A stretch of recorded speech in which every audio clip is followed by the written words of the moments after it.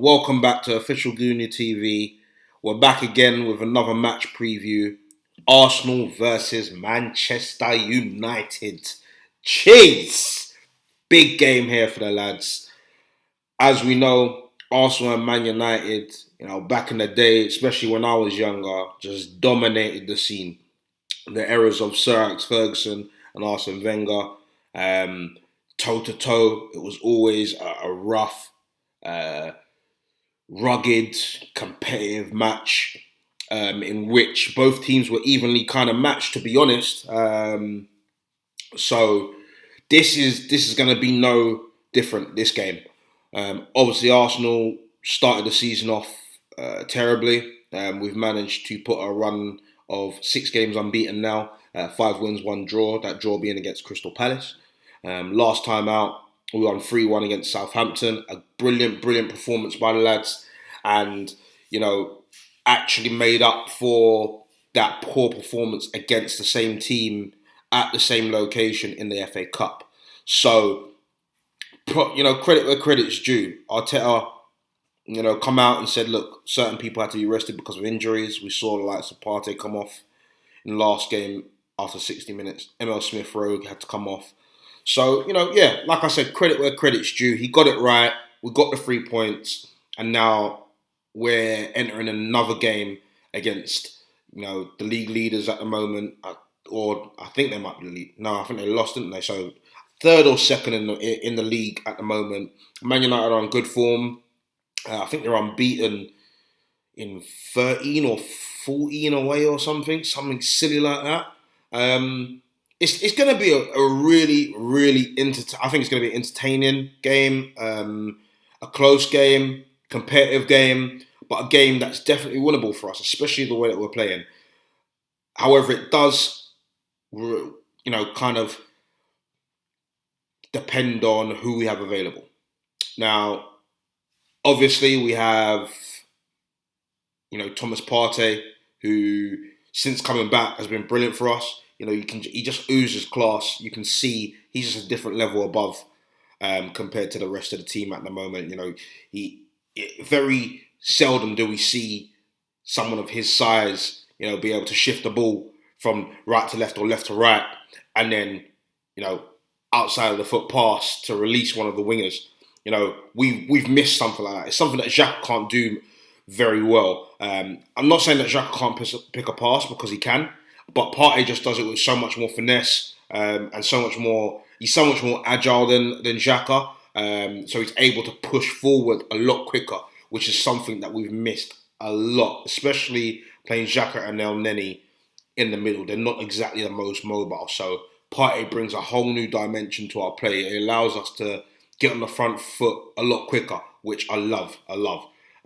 He was a doubt. Come out this morning that he's training. He should be fit enough to play the game. Let's hope that he is and he doesn't get injured during that game, because we've got a big run-in coming up this February and March now. We've also got Kieran Tierney. Kieran Tierney, who's been out for a couple of games due to a calf injury, some muscular discomfort. We're not too sure the extent of the injury. Like I said, I've not really heard of anyone having to have a scan because of, just discomfort. So I'm guessing it is some type of calf injury that is greater than just discomfort. Let's hope it's not too serious and we can see Kieran Tierney in that left back position. He's been solid for us the whole season. He brings such an attacking threat and a defensive threat. I really do hope he can play. But saying that, Cedric played brilliantly at left back against Southampton. Not just offensively, but defensively as well. Offered, a great outlet. I don't know if you saw the third goal, but a great Ozil-like ball to Saka, who squared it for Lacazette to get his goal.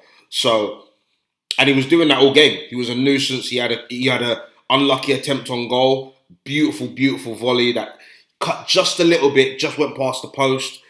He was a nuisance all game.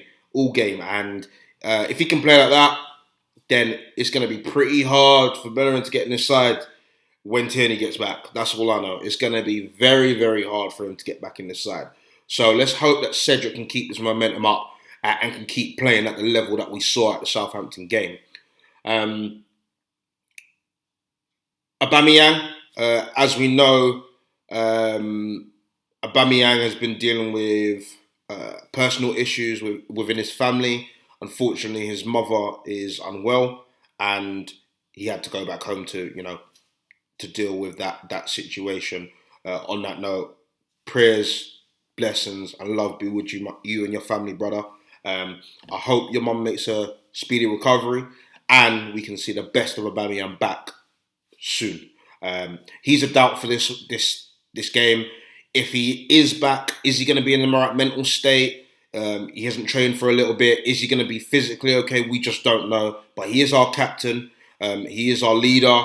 He's our talisman, our top, been our top goal scorer season in, season out since he's got here. So if he was to start, I wouldn't be surprised because he's a winner, he's a leader, he's a champion, and that's just who he is. He would look to, he wants to play, regardless of what's happening in his life. He wants this Arsenal team to do well. He's sort of the dad of the group, him and Lacazette.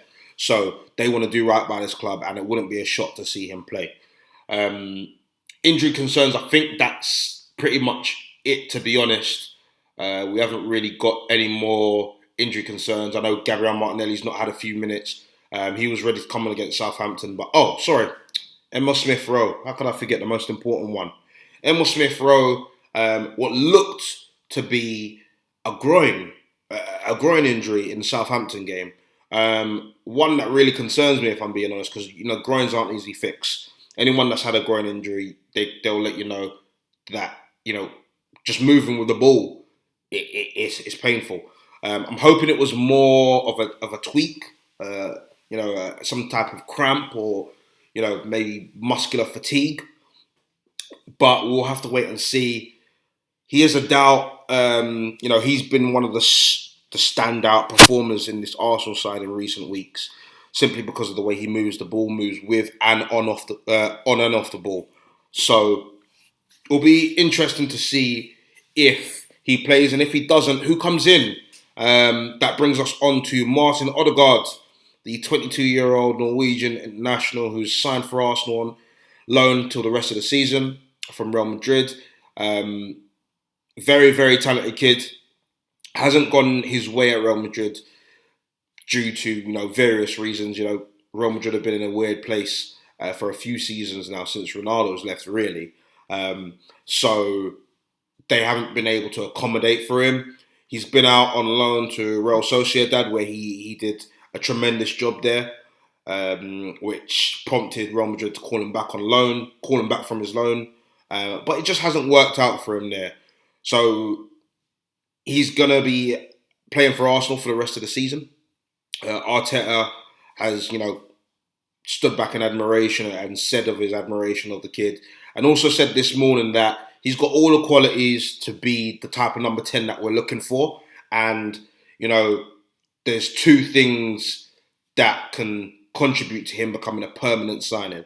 One is how quickly he adapts to Premier League life. Obviously, it's a lot more physical, a lot more fast-paced than Spanish football. So it's how well he performs.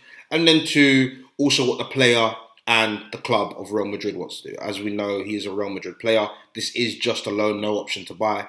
But if Real Madrid do, want to offload Odegaard, I think they're looking for within the region of 25 to 30 million. That is something that Arsenal would be interested in doing if, and only if, Odegaard can adapt to the Premier League and perform at, the type of success rate of an Emile Smith-Rowe, so to speak. Something like that. If he can impress us, then I think that's a deal that we can get done, providing Odegaard wants to leave Real Madrid and Real Madrid are willing to sell him. Yeah, man. Listen, it's gonna be a tough game. Man United, they're on, a little bit of crud at the moment. Obviously, they've just lost against Sheffield United, sorry. which was a surprise and shocking win for Sheffield. One that they kind of needed. I think that's their second win all season now. So, it was a pleasant surprise, and I just hope that Man United show up again. Personally, Arsenal. Look, we're in great form. The energies are high. It's just about if we can apply it against a more difficult team. Now, part of me is saying, look, this game shouldn't be as difficult as maybe a Crystal Palace, a Newcastle, a West Brom, or one of those teams, because Man United will attack us. And although we'll have to defend, that will leave them open for the counter-attack, which we have been doing brilliantly recently. We've been, counter-attacking swift, crisp passes. It's going to give the people the likes of, Pepe, Aubameyang, Lacazette, Gabriel Martinelli. Those are the type of people that are going to be able to thrive off that type of play, especially with an Emile Smith-Rowe or Odegaard in the middle, dictating those passes. They'll be able to get in and break on the counter. And, if one of those guys gets free, gets in behind, they're not missing. Saka, who's been tremendous recently. We're in a really good place at the moment. I just hope that we can keep it consistent. We can do this until the end of the season. Obviously, we're not going to win every game. I'm not looking to win every game. The fact of the matter is that's not realistic. But what I do want is 100% effort, 100% heart, and sticking to the game plan and intelligence, effort. I want all of that left on the pitch every game. And if Arsenal give me that, I can't come out and cuss them. I can't come out and say, this and that, and I can't do that, because if you give me 100% and you lose, I can swallow that. Because 9 times out of 10, you give me 100%, against 5 teams, we're winning against 3 or 4 of them. It's as simple as that. We are a good side when we want to be. It's just about consistency levels. And that's the difference between us and the bigger teams. So we really do need to buckle down now. This is coming to the business end of the season. 20 games in, 18 games left. This is where it really gets serious. Predictions, I'm not too sure. Obviously, this is going to be a chance for us to do the double over United. We won 1-0 away. Prediction-wise, look, I'm going to probably go with 2-1 Arsenal. I'm going to say 2-1 Arsenal. I'm going to say Saka and Lacazette to score, depending on if Aubameyang's playing. If Aubameyang's playing, I'll go 3-1 Arsenal. In fact, I'm going 3-1 Arsenal. That's what I'm going to do. I'm going to go 3-1 Arsenal. I'm going to say Saka, Lacazette and Aubameyang to score. I think that if Aubameyang plays, yes, he'll score. If he doesn't, then we'll go with 2-1. So those are my 2 predictions there. Team selection. What I want to see, or what I'm going to go with what I want to see rather than what I think will happen. Just because we don't really know if Arteta is going to pick someone like Aubameyang, if Emile Smith-Rowe is going to be fit. We just don't know. So I'll go with the team that I would want to see out there. Obviously, Leno in goal, who's been superb for us recently. Right back, I would go with Cedric. Left back, I'd go with Tierney. The 2 central defensive defenders, I'd go with Gabriel and Holding. I think David Luiz showed last game that this guy's got too many mistakes in him. And if you give Rashford or Martial, scrub Martial, if you give Rashford or Bruno Fernandes or Pogba one of those, silly balls that he gave away, then, that's curtains. We won't get away with it. So I would drop David Luiz for this and give Gabriel a shot, especially because he's got a lot more pace than David Luiz. He'll be able to keep up with the likes of Rashford, Martial, Bruno, Pogba, Cavani even.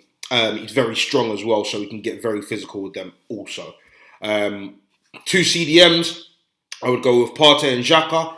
Xhaka, been brilliant so far, the last few games.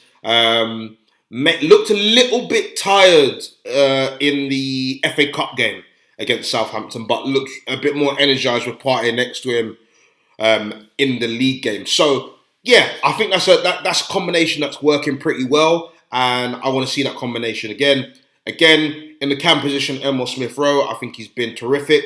I think that is definitely the guy that's going to be pulling the strings if he does play. If he doesn't, maybe it's time to welcome Odegaard straight in and throw him in the deep end. We don't know, but I would rather see Emile Smith Rowe at the moment. On the right-hand side, Saka. Up top, Lacazette. And on the left-hand side, if it's not Aubameyang, I personally would go with Pepe. The reason why I say I'd go with Pepe is because I know Gabriel Martinelli would bring a lot of energy, a lot of, fast-paced pressing, but I truly believe Pepe needs time and needs a consistent run of games. And first of all, this guy always performs well against Man United. You look at our recent games; he always performs well against them. So that's one reason. The second reason is if I look at the Southampton game, that's the second game that he's kind of played with some minutes, and he scored. People will say, yeah, he did bad on defensively in the first goal. Yes, he did, but he scored a crucial goal to make it 1-1. Took his chance extremely well, a tidy finish, and throughout the game he was a constant danger. Taking on players, nutmegging players in a crazy. And I think that really cemented him and showed, look, if you give me a chance, I can show you, but I need minutes. I need a chance. And he needs to be playing with people like Emile Smith Rowe. I know he played in the cup game and he didn't perform very well. But when you're with Willian, you've got no creativity, bro. Like, you've got no one feeding you the ball. So you have to do it yourself. And believe it or not, in the Southampton game, who was the one that created the most chances? Pepe. Pepe was the one that fed Nketiah, I think it was 3 or 4 times, and he missed all the chances. So we have to take that into consideration. I really think Pepe will come good. We just need to give the kid some time, man. But if it's not him, then Aubameyang. I wouldn't be upset to see Martinelli. I just think Pepe needs it more right now. That's all. That's my kind of thinking behind it. So yeah, that would be my starting 11. Hopefully, Odegaard's on the bench and we can see him on a cameo when we're 3-0 up or something like that.